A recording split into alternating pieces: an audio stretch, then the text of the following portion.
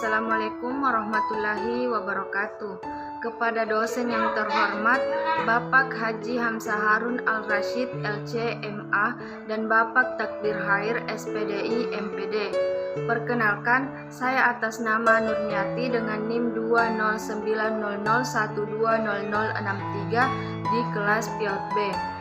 Jurusan Pendidikan Islam Anak Usia Dini, Fakultas Tarbiyah dan Keguruan di Universitas Islam Negeri Alauddin Makassar. Di video kali ini, saya akan menceritakan sebuah kisah, yaitu kisah Nabi Sulaiman untuk memenuhi tugas final saya di mata kuliah Qasas Tarbawiyah. Nabi Sulaiman adalah salah satu nabi dari 25 nabi dan 5 rasul Allah Subhanahu wa taala. Nabi Sulaiman adalah anak dari Nabi Daud alaihissalam. Setelah ayahnya wafat tepatnya 13 tahun, Nabi Sulaiman diangkat menjadi nabi dan raja oleh Allah Subhanahu wa taala. Selain karena kenabian dan kerajaannya, Nabi Sulaiman memiliki beberapa keistimewaan, yakni dapat memerintahkan jin dan setan, makhluk hidup serta angin dengan seizin Allah untuk ia perintah.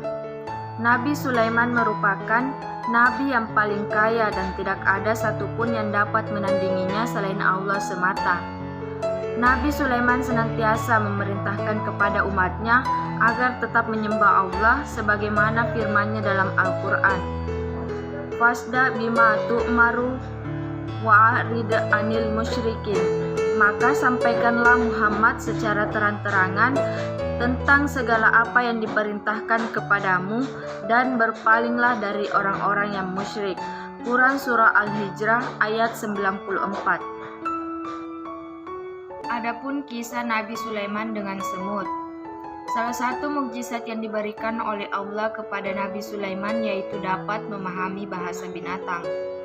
Pada waktu seketika, Nabi Sulaiman beserta rombongannya melakukan perjalanan ke lembah Asgalan. Rombongannya terdiri dari Nabi Sulaiman dan umatnya, jin, setan, dan binatang-binatang. Di tengah perjalanan, beliau menyuruh rombongannya berhenti. Berhentilah sejenak, kita beri waktu kepada hamba Allah untuk melindungi dirinya, ucap Nabi Sulaiman. Wahai Nabiullah, mengapa kita berhenti tiba-tiba di tengah jalan? Ucap salah satu rombongan. Di depan ada lembah semut, kita beri waktu kepada mereka untuk menyelamatkan diri. Jawab Nabi Sulaiman. Setelah semut-semut itu masuk ke dalam lubang, Nabi Sulaiman beserta rombongan melanjutkan kembali perjalanannya. Selanjutnya yaitu kisah Nabi Sulaiman dengan Ratu Balqis. Pada saat melakukan perjalanan, hewan peliharaannya yang bernama burung hudhud menyampaikan kepadanya bahwa ada seseorang yang menyembah selain Allah Subhanahu wa taala, yakni matahari. Setelah mendengar perkataan itu, Nabi Sulaiman memerintahkan kepada burung hudhud untuk mengundang ratu tersebut, yakni Ratu Balqis dari kerajaan negeri Sabah. Setelah dibaca surat itu, Ratu Balqis menjawab, "Aku akan menghadap sendiri," kata Ratu Balqis. Setelah ia menghadap, ia kagum melihat istana yang sangat besar dan indah, dan ia juga kagum melihat Nabi Sulaiman mengatur kerajaannya dengan bijaksana. Akhirnya Ratu Balqis mau beriman dan ia juga mengakui bahwa Nabi Sulaiman adalah rasul. Itulah kisah Nabi Sulaiman yang sempat saya sampaikan.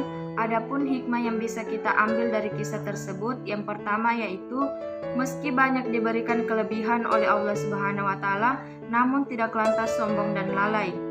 Yang kedua, jika diberi kekuatan dan kekayaan harus digunakan untuk kebaikan di jalan Allah. Yang ketiga yaitu peduli pada sesama, bahkan kepada mereka yang lemah sekalipun. Hikmah ini bisa kita lihat dari kisah Nabi Sulaiman dan semut. Dan hikmah yang terakhir yaitu dapat membela Allah dan agamanya di jalan yang lurus. Hikmah ini bisa kita lihat dari kisah Nabi Sulaiman dengan Ratu Balqis. Sekian, wassalamualaikum warahmatullahi wabarakatuh.